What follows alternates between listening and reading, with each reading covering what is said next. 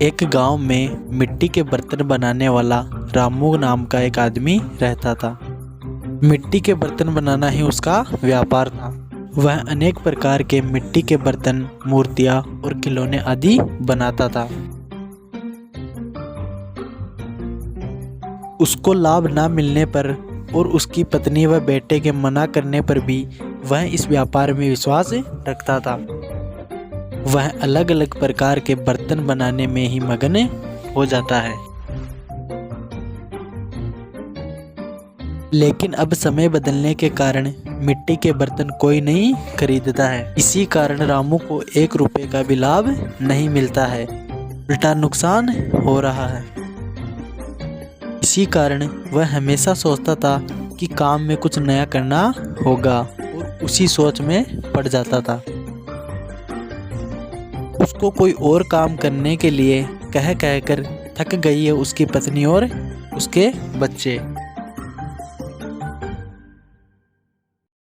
आज के दिन में कौन खरीदेगा पापा ये आपके मिट्टी के बर्तन। आप वो काम छोड़कर हमारे साथ शहर आ जाइएगा, वहाँ आपके लिए अच्छा काम हम ढूंढ कर रहेंगे। ऐसा भी बहुत बार कहकर थक गए हैं उसके बच्चे, फिर भी नहीं माना रामू। एक दिन रामू धूप में काम कर करके थक कर वहीं रखे मिट्टी के बर्तन में से पानी पी रहे होते हैं। हाँ, इस गर्मी के मौसम में ठंडे पानी के लिए मिट्टी के मटके रखते थे। अब न जाने क्या हो गया लोगों को, मिट्टी के मटकों को छोड़कर मिट्टी को खराब करने वाले फ्रिज और एसी से काम चला रहे हैं। और मुझे समझ में नहीं आता कि इनको मिट्टी के बर्तन से काम चलाने में क्या ही प्रॉब्लम है। इसे सोच में पड़ जाता है और अचानक उसे एक योजना सूझती है। तुरंत उसकी पत्नी के पास जाकर ऐसा कहता है, सुनो, मुझे एक अच्छा योजना सूझा है। क्या है वो?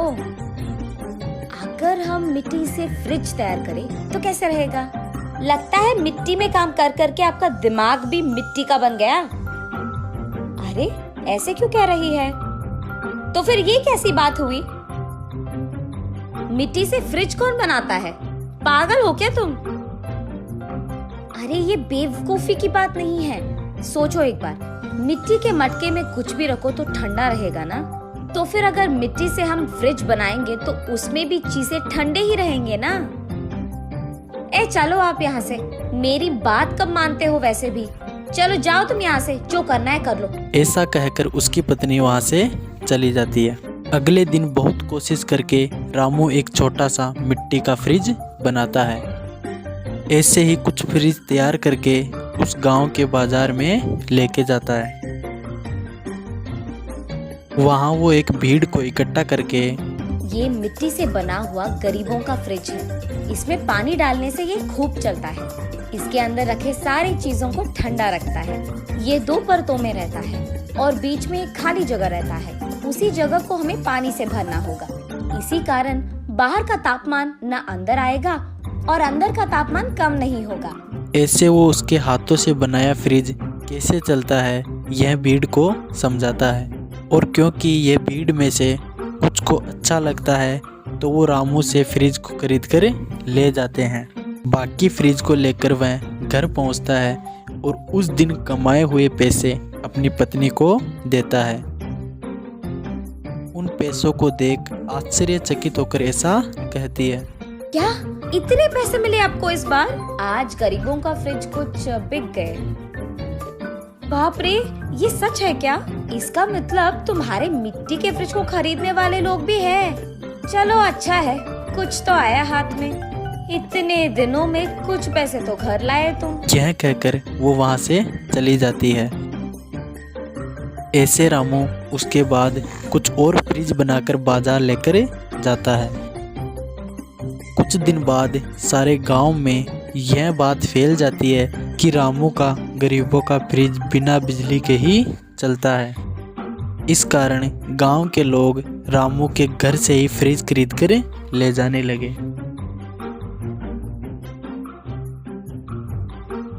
और तेजी से रामू का व्यापार बढ़ने लगता है और रामू काम के लिए मजदूर भी रखता है। यह सब देख उसकी पत्नी भरोसा नहीं कर पा रही थी। शहर में कुछ भी काम दिलवा देंगे आपको, कहने वाले उसके बच्चे भी आज रामू के हाथों से बनाए हुए मिट्टी के फ्रिज बेचने का व्यापार शुरू करते हैं। इससे रामू को उसकी मेहनत का फल मिलता है और वह खुश रहता है।